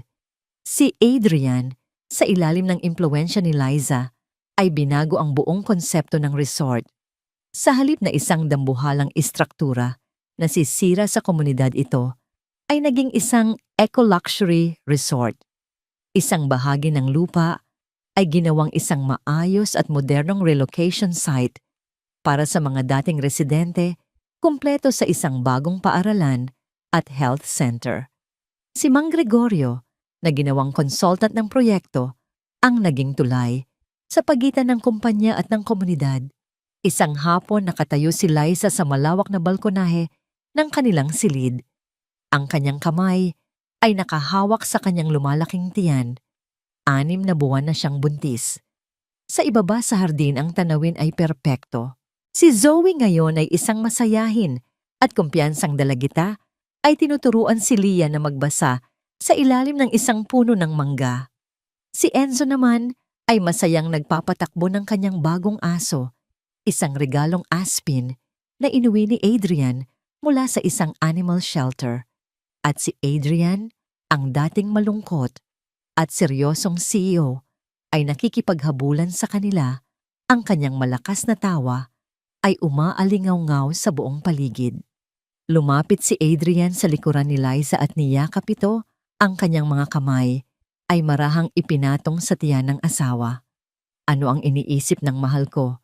Malambing niyang tanong. Ngumiti si Liza at sumandal sa dibdib nito. Iniisip ko lang kung gaano kalayo na ang narating natin. 1 taon na ang nakalipas sa ganitong oras, halos mawalan na ako ng lahat. Ngayon, sobra-sobra pa sa pinangarap ko ang ibinigay sa akin. Hindi ikaw ang binigyan, bulong ni Adrian sa kanyang tainga. Ikaw ang nagbigay. Ibinalik mo ang buhay ko. Ibinigay mo sa akin ang pamilyang ito. Naramdaman ni Liza ang isang marahang sipa mula sa kanyang sinapupunan. Alam mo na ba kung anong ipapangalan natin sa kanya? Ngumiti si Adrian. May naisip ako. Paano kung Joseph o kaya'y Josefina kung babae? Bilang pagbibigay pugay sa taong unang nagbigay sa'yo ng 3 pinakamagagandang regalo sa buhay mo. Tumingin si Liza sa kanyang asawa, ang kanyang mga mata ay muling napuno ng mga luha ng purong pagmamahal at pasasalamat. Walang selos, walang pait. Tanging pag-unawa at pagtanggap. Hinalikan niya ito ng buong puso. Mahal kita, Adrian Fortaleza. At mahal na mahal kita, Liza. Sagot nito. Ikaw, kayong lahat, kayo ang tunay kong tahanan. Habang papalubog ang araw, pinipinta ang kalangitan ng kulay kahel at lila. Ang buong pamilya ay magkakasamang nakaupo sa damuhan. 4 na anak, isang ina at isang ama, isang pamilyang binuo, hindi ng dugo, kundi ng pag-ibig na sinubok ng panahon, winasak ng kasinungalingan, ngunit muling itinayo ng katotohanan. Ang kanilang kwento ay hindi isang fairy tale. Ito ay isang testamento na ang tunay na tahanan ay hindi isang lugar na gawa sa bato at semento. Ang tunay na tahanan ay matatagpuan sa mga puso ng mga taong nagmamahal sa iyo, mga pusong hinding-hindi ka kailanman palalayasin. 6 na buwan. Matapos ang kanilang kasal, ang buhay sa mansyon ng mga Fortaleza ay tila isang perpektong larawan ng kaligayahan. Ang halakhak ng mga bata, ang nagsisilbing musika sa bawat sulok ng bahay, at ang pagmamahalan ni na Adrian at Liza ay tila isang matatag na pundasyon na hindi kayang gibain. Ngunit ang mga pundasyong hindi pa nasusubok ay marupok, at ang mga anino ng kahapon ay mahaba at matiyagang nag-aabang. Ang unang anino ay nagpakita sa anyo ng isang sobrang may lamang legal na dokumento. Nasa opisina si Adrian Abala sa pag-aaral ng mga blueprint para sa itatayong community school sa tabi ng resort nang pumasok ang kanyang sekretarya na may bahid ng pag-aalala sa mukha. Sir, may nagpadala po nito mula sa Del Rio Mining Corporation. Ang pangalang iyon ay nagpabalik kay Adrian sa isang nakaraang halos 10 taon na niyang kinalimutan. Si Marco Del Rio ang may-ari nito ay dati niyang kakumpetensya. Isang taong walang awa niyang dinurog sa isang corporate takeover. Ginamit niya ang lahat ng maruruming taktika, hostile buyout, pagpapakalat ng chismis sa media pag-agaw sa mga key employees hanggang sa mawala ang lahat kay Del Rio. Iyon ang dating Adrian. Tuso walang puso at nakatuon lang sa panalo. Binuksan niya ang sobre. Ito ay isang cease and desist order. Sinasabi roon na ang isang bahagi ng lupang pagtatayuan ng resort ay di umano'y nasa ilalim pa rin ng isang lumang ancestral claim ng pamilya Del Rio. Isang claim na alam ni Adrian ay basura at walang basihan, ngunit sapat na para magdulot ng abala at pagkaantala sa korte. Walang kwenta to, sabi ni Adrian sa sarili. Ngunit kinabukasan isang artikulo ang lumabas sa isang kilalang business newspaper. Fortaleza Lands Community Project tinayo sa lupang inagaw. Ang artikulo ay tuso. Hindi nito direktang inaakusahan si Adrian, ngunit nagtatanim ito ng duda. Binanggit nito ang agresibong pamamaraan ni Adrian sa pagnenegosyo noon at ipinipinta si Marco Del Rio bilang isang biktima na naghahanap lang ng hustisya. Ang atake ay nagsimula na. Hindi ito direkta sa kanya, kundi sa proyektong malapit sa puso ni Liza. Samantala, si Liza ay nahaharap sa sarili niyang laban. Paparating ang taunang Starlight Charity Ball, ang pinakamalaking social event ng taon para sa mga elitista. Ito ang kanyang unang formal na pagpapakilala sa mundo ni Adrian bilang kanyang asawa. Kailangan mong maging perpekto, sabi ng isang stylist na kinuha ni Adrian habang sinusukatan siya ng isang mamahaling gown. Lahat ng mata ay nasa iyo, Mrs. Fortaleza. Ang mga salitang iyon, sa halip na magbigay ng kumpiyansa, ay nagdulot ng isang pamilyar na kaba sa dibdib ni Liza. Sa harap ng salamin nakita niya ang sarili na nababalot sa seda at diamante, ngunit ang nakita niya ay isang impostor. Ang babaeng mangingisda na naglalaro ng papel bilang isang reyna. Sa gabi ng charity ball, habang bumababa siya sa grand staircase ng mansyon, sinalubong siya ni Adrian. Natigilan ito. "You look breathtaking, mahal." Sabi niya may paghanga sa mga mata. Ngunit ang nangiti ni Liza ay hindi umabot sa kanyang mga mata. "Para akong nakikipaglaro ng dress-up, Adrian. Hindi ako ito." "Ikaw ito." Mariing sabi ni Adrian, hinawakan ang kanyang kamay. "Ikaw ang pinakamaganda at pinakamatatag na babae sa silid na to. Huwag mong kalimutan yan." Ang ballroom ng isang 5-star hotel ay puno ng mga taong kumikinang sa yaman. Ang mga alahas ay mas nakakasilaw pa sa mga chandelier. Ang mga bulungan ay mas matalas pa sa mga kubyertos na pilak. Agad naramdaman ni Liza ang mga tingin. Mga matang mapanuri, mga ngiting hindi totoo. Isang grupo ng mga babae pinangungunahan ng isang socialite na nagngangalang Doña Elvira ang lumapit sa kanila. "Liza Hija, so glad you could finally join us." Sabi ni Doña Elvira, ang boses ay matamis. Ngunit ang mga mata ay nang-uusisa. "Narinig ko ang tungkol sa iyong foundation. Napakabuti ng iyong puso. Tumutulong ka sa mga mahihirap." Ang huling salita ay binigkas niya na para bang isa itong sakit na nakakahawa. Ngumiti lang si Liza. "Lahat po tayo ay may kakayahang tumulong, Doña Elvira." Of course, sabi ng matanda. "Pero iba pa rin siyempre kapag galing ka mismo sa kanila. Di ba you understand their plight better?" Ang insulto ay nakabalot sa pekeng papuri. Naramdaman ni Liza na namula ang kanyang pisngi. Ang kanyang lumang insecurities ay bumabalik. Hindi ka nababagay dito. Isa ka lang hamak na biyuda. Isa kang impostor. Bago pa man siya makasagot, may humila sa braso ni Adrian. Si Martin at ilang miyembro ng board. Adrian, we need to talk. Del Rio is talking to the press. Sinasabi niyang pinagbabantaan mo raw siya. Naiwang mag-isa si Liza sa gitna ng mga lobo. Pinapalibutan siya ng mga peking ngiti at matatalim na bulungan. Ang kanyang kumpiyansa ay unti-unting nauubos nang hindi na niya kaya nagpaalam siya at nagtungo sa powder room. Tumingin siya sa salamin. Ang babaeng nakatingin pabalik ay mukhang pagod at natatakot. Pinikit niya ang kanyang mga mata at huminga ng malalim. Sa kanyang paglabas, isang hindi inaasahang tao ang kanyang nabunggo. Isang babaeng mas matanda, may bakas ng kalungkutan sa mukha, ngunit may tindig pa rin ng dating karangyaan. Si Consuelo, ang ina ni Vanessa. Ginang, Liza. Sabi ng matanda, ang boses ay nanginginig. Natigilan si Liza. Inaasahan niya ang galit ang panunumbat.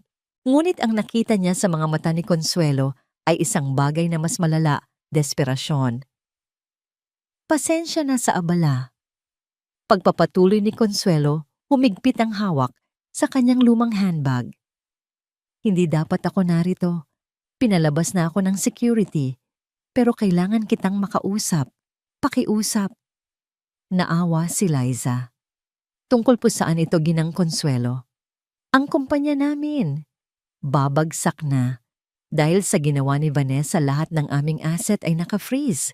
Pero hindi yun ang problema ko. Sabi ng matanda, ang mga luha ay nagsimulang mamuo sa kanyang mga mata. Ang mga empleyado namin. Liza, 50 pamilya. Matatapat silang mga trabahador. Ilang henerasyon ang nagsisilbi sa amin.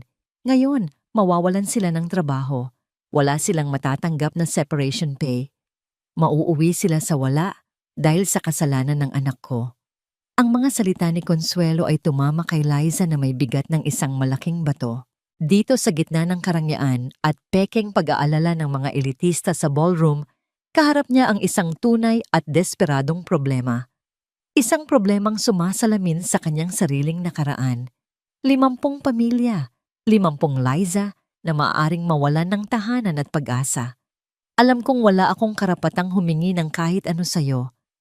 Pagpapatuloy ni Consuelo, ang kanyang boses ay basag na. Ang anak ko ay nagdulot ng impyerno sa buhay mo. Pero hindi ko hinihiling ito para sa kanya o para sa akin. Hinihiling ko ito para sa mga inosenteng tao na madadamay. Ikaw, naiintindihan mo sila. Alam kong naiintindihan mo. Inabot ni Consuelo ang isang manipis na folder kay Liza. Ito ang listahan nila, ang kanilang mga pangalan, ang kanilang mga pamilya. Iyan lang. Salamat sa iyong oras.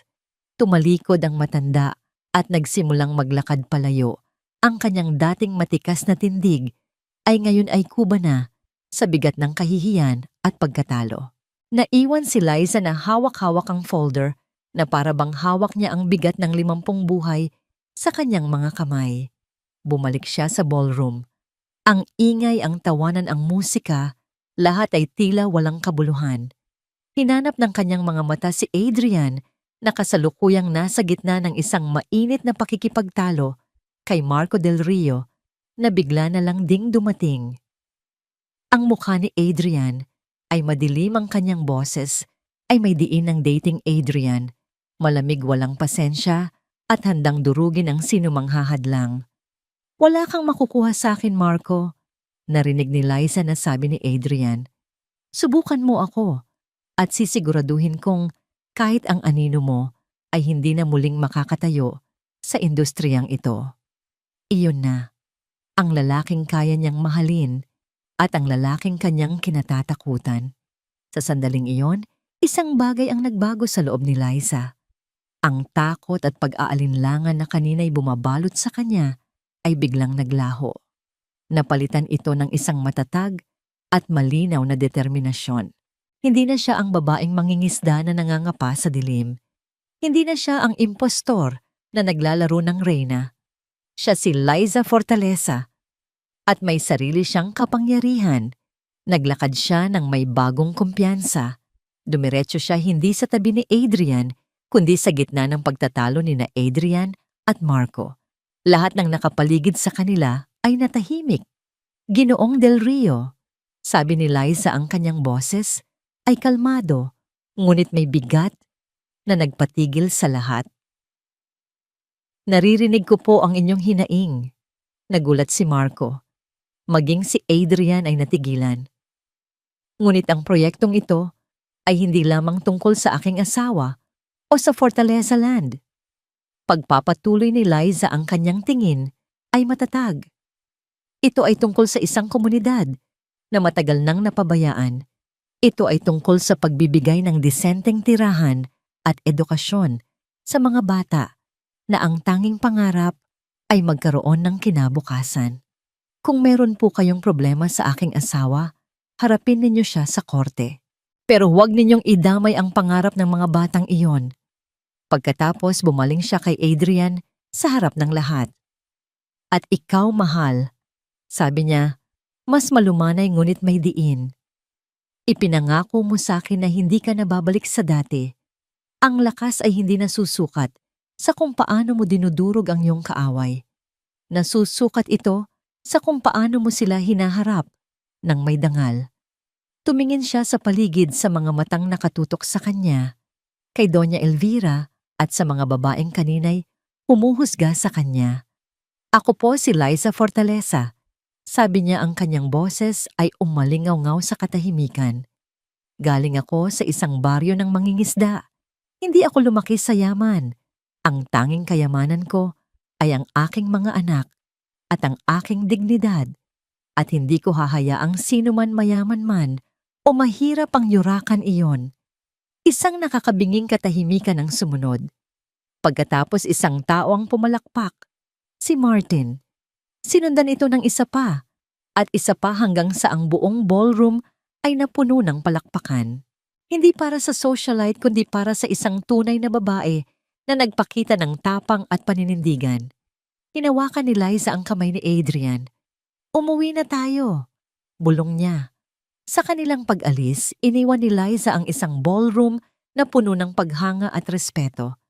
Natagpuan niya ang kanyang boses. Natagpuan niya ang kanyang lugar. Ngunit habang pauwi sila, hawak pa rin niya ang folder na bigay ni Consuelo. Ang isang laban ay natapos, ngunit isang mas mahirap na desisyon ang nag-aabang. Isang desisyon na susubok hindi lang sa kanyang tapang, kundi pati na rin sa kanyang puso. Ang biyahe pauwi ay tahimik, ngunit hindi ito ang katahimikang puno ng tensyon tulad ng dati. Ito ay isang katahimikang puno ng pag-iisip. Mahigpit ang hawak ni Adrian sa kamay ni Liza na para bang ayaw na niya itong bitawan. Patawad basag ni Adrian sa katahimikan ng kanyang mga mata ay nakatuon sa daan, ngunit ang kanyang atensyon ay nasa asawa. Muntik na naman akong bumalik sa dati. Muntik ko nang kalimutan ang lalaking gusto kong maging para sa'yo, para sa pamilya natin. Tiningnan siya ni Liza isang maliit na ngiti ang sumilay sa kanyang mga labi. Ang mahalaga ay hindi mo kinalimutan. Adrian, hindi kita minahal para baguhin ka. Minahal kita kasama ang lahat ng anino ng iyong nakaraan. Ang trabaho ko ay hindi para pigilan ka, kundi para ipaalala sa'yo ang liwanag na nakita ko sa loob mo. Ang mga salitang yon ay mas tumagos pa kay Adrian kaysa sa anumang tagumpay sa negosyo. Ito ang partnership. Ito ang kasal. Pagdating nila sa mansyon, habang natutulog na ang mga bata, naupo sila sa balkonahe sa ilalim ng nagniningning na buwan. Inilapag ni Liza ang folder na bigay ni Consuelo sa lamesa sa pagitan nila. May isa pa tayong problema, sabi niya. Ikinuwento niya ang buong pag-uusap nila ng ina ni Vanessa. Nakinig si Adrian ng walang imik. Nang matapos si Liza na pabuntong hininga siya. Sa business standpoint, delikado yan. Ang pagtulong sa kumpanya ng mga Del Rio ay parang pagpapakita ng kahinaan, lalo na't inaatake tayo ng isa sa kanila. At ang pagtulong sa pamilya ni Vanessa, Marami ang hindi makakaintindi. Alam ko, sabi ni Liza, hindi ko hinihiling sa'yo na iligtas ang kumpanya nila. Ang hinihiling ko ay tulungan natin ang mga tao. Tinitigan ni Adrian ang asawa. Nakita niya ang bigat ng desisyon sa mga mata nito. Ito ang babaeng handang makipag-away sa palengke para sa kanyang dangal, ngunit siya ring babaeng may pusong kayang magpatawad at magmalasakit kahit sa pamilya ng kanyang kaaway. Anong nasa isip mo? Tanong ni Adrian. Ang foundation?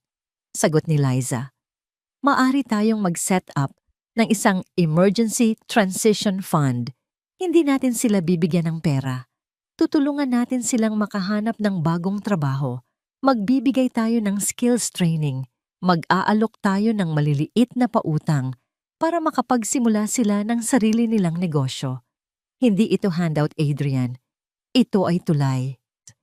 Isang solusyong hindi lang nagpapakita ng awa kundi ng talino at dignidad.